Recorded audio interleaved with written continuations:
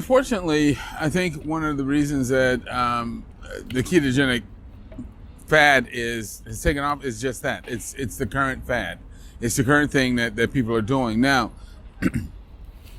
it's true that when people use these ketogenic diets, that they will lose some weight. But that's really not the only question or issue that people need to address. The better question is, what are you doing to your body in the process? Because, I mean, if you just want to lose weight, you can become a meth addict and lose weight, but that's not healthy.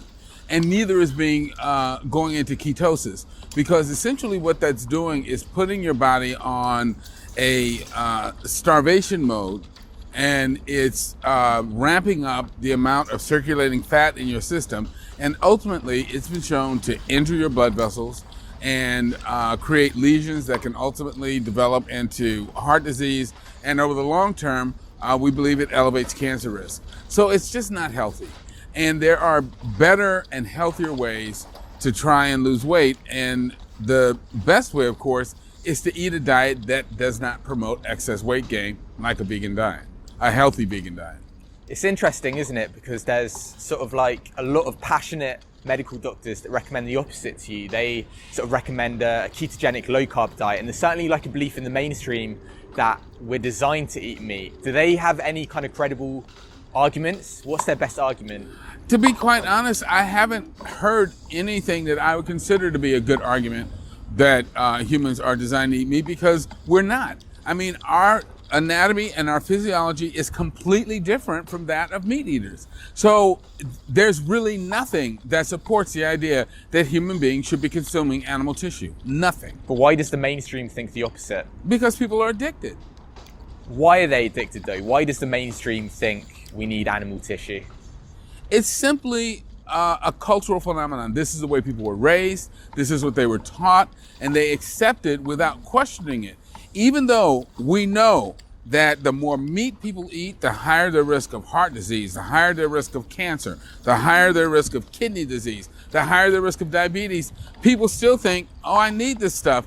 But if they would step back and look, they would see that the more meat and dairy they eat, the higher their risk and incidence of all of these chronic diseases. And that is telling you right off the top, we should not be eating these things. It's not healthy. And it's not good for us. I'm going to play devil's advocate and ask some things related to what the public believe. There's like a common opinion that we sort of need animal protein. What does the science say? Every study that has looked at animal protein in humans has shown that any exposure to animal protein correlates with increased disease risk. Now, does that mean that if you eat an egg, once, that is going to kill you? No. But what it does mean is that if you do that habitually, it will ultimately lead to disease, because animal protein in and of itself is toxic to the human organism. It is not the type of protein we should be ingesting. It harms our blood vessels, it harms our kidneys, and it promotes cancer in humans. And it is much healthier for us to get our protein from plant sources. You mentioned eggs a minute ago. A lot of people say eggs are the perfect protein. What's your take on that statement? Well, actually, eggs, I was just at a conference where several researchers presented some very compelling data that showed that habitual consumption of eggs promotes prostate cancer and a number of other health problems. So eggs are not healthy. They're animal protein. And they will increase your levels of something called insulin-like growth factor 1. And we know that the higher your level of IGF-1, the higher your risk of developing cancer. So it should be avoided. Now, where did this idea that egg was a perfect protein come from? Well, it came from back in the early days of nutrition research, when researchers said, well, if you look at egg protein, it has an amino acid composition that's very close to human tissue.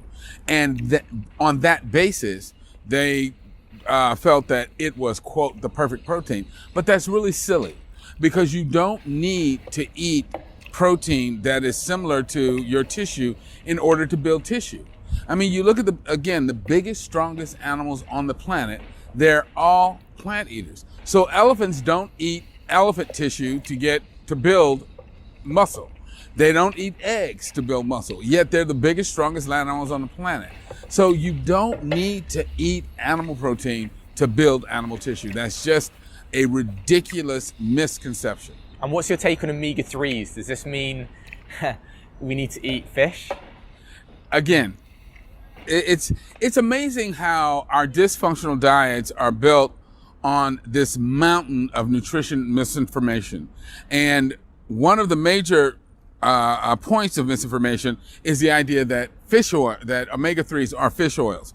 First of all, these oils are not made by the fish. They're actually made by marine plants, algae, and they are they accumulate in the fish's body as there are animals that eat the algae, and then there are other animals that eat those animals, and then the bigger fish come along and eat those animals, and they slowly concentrate these omega-3 plant fats in their tissues. But along the way, they also accumulate a number of toxins like PCBs, dioxins, mercury, and actually fish oils are some of the most toxic materials you can consume, and they're also not necessary.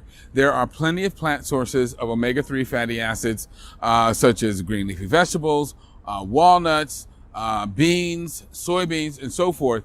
And if you are eating a diet that is low in fat, your body will take those plant sources of omega-3, which typically come as 18 carbon omega-3 fatty acids, and our bodies are perfectly capable of elongating those 18 carbon omega-3 acids into the EPA and